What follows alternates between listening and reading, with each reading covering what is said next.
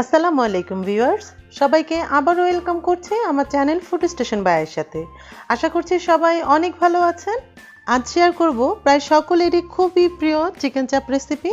এই চিকেন চাপ তৈরিতে বেশ কিছু স্পেশাল মশলার ব্যবহার হয়, আর সেগুলো যদি ম্যানেজ করতে পারেন তাহলে আপনার বাসায় তৈরি করা চিকেন চাপের স্বাদটা হবে হুবহু রেস্টুরেন্টের মতো। তাহলে প্রথমে তৈরি করে দেখাচ্ছি স্পেশাল চাপ মশলা।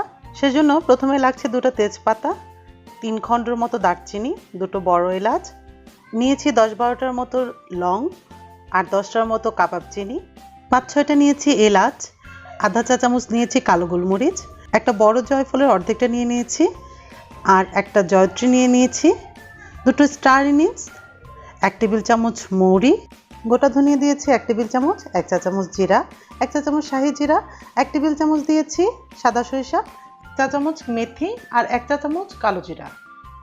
আর এখানে নিয়েছি জয়িন আর রাঁধুনি 1 টেবিল চামচ করে নিয়েছি। দুটো দেখতে অনেকটা একই রকম, তো রাঁধুনিটা একটু কালচে হয়। এখন আমি এই মশলাগুলোকে প্রসেস করে নিচ্ছি।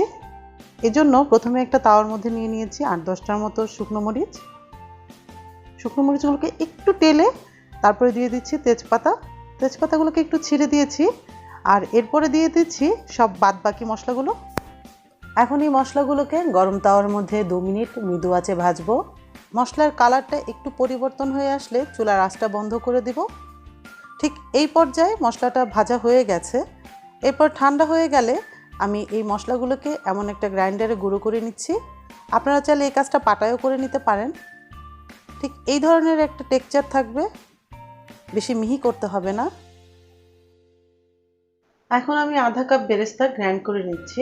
আপনারা চাইলে এই কাজটা পাটাতেও করতে পারেন। এরপর আমি চলে যাচ্ছি চিকেনটা প্রস্তুত করে নিতে।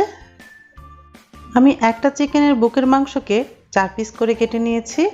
রেস্টুরেন্টে আরেকটু পাতলা করে কিন্তু আমি এটুকুই করতে পেরেছি।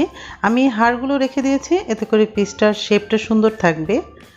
এখন একটা ছুরির হাতল দিয়ে খুব আলতো হাতে আমি চিকেনের পিসগুলো আস্তে আস্তে পিটিয়ে নিব, যাতে করে চিকেনের পিসগুলো নরম হয়ে যায়। এতে করে ভাজার পরে চিকেনটা আর কুচিও ছোট হয়ে আসবে না। বাজারে এক ধরনের স্টেক হ্যামার পাওয়া যায়, সেটা দিয়েও এই কাজটা করা যায়, তবে আমার কাছে নেই, তাই আমি ছুরির হাতলটা দিয়েই করছি। এরপর এখন চিকেনটাকে ম্যারিনেট করে নিব। সেজন্য আমি 1 টেবিল চামচ আদা বাটা এবং 1 টেবিল চামচ রসুন বাটা নিয়ে নিচ্ছি। এরপরে নিচ্ছি 1 টেবিল চামচ মরিচের গুঁড়া।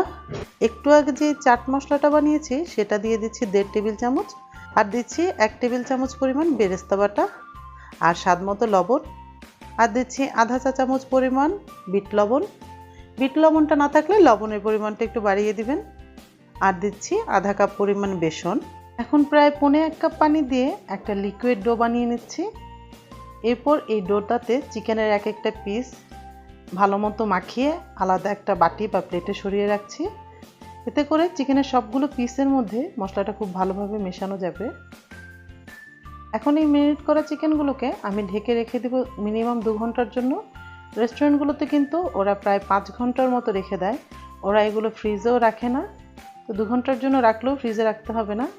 2 ঘন্টার পরে এই চিকেনগুলোকে আমি মশলার সাথে আবারও একটু মেখে নিয়ে গরম তেলের মধ্যে ভেজে নিচ্ছি। চিকেন চাপটা মোটামুটি ডুবো তেলে ভাজতে হয়, কিন্তু যদি চিকেনের পিসগুলো তেলের মধ্যে সম্পূর্ণ ডুবে না যায় তাহলে স্প্যাচুলা দিয়ে একটু সাইড থেকে গরম তেলটা চিকেনের উপরে দিয়ে দিবেন। এক পাশ মোটামুটি ভালোভাবে ভাজা হলে তারপরে উল্টে দিবেন, আর ভাজার সময় মাঝে মাঝে একটু চেপে দিলে ভেতর থেকেও ভালো মতো চিকেনের পিসগুলো ভাজা হয়ে যাবে। সম্পূর্ণ ভাজার সময় চুলার আঁচটা থাকবে মিডিয়াম। প্রায় 7-8 মিনিট এইভাবে ভাজার পরে চিকেন চাপগুলো হয়ে যাবে। আমি পিসগুলো উঠিয়ে নিচ্ছি, দেখিয়ে দিচ্ছি ভাজার পরে চিকেনের কালারটা কেমন হবে। আমি চিকেন চাপটা রায়তা সালাদ এবং ফুলকুলুচি দিয়ে সার্ভ করছি। আপনারা চাইলে নান রুটি দিয়েও সার্ভ করতে পারেন।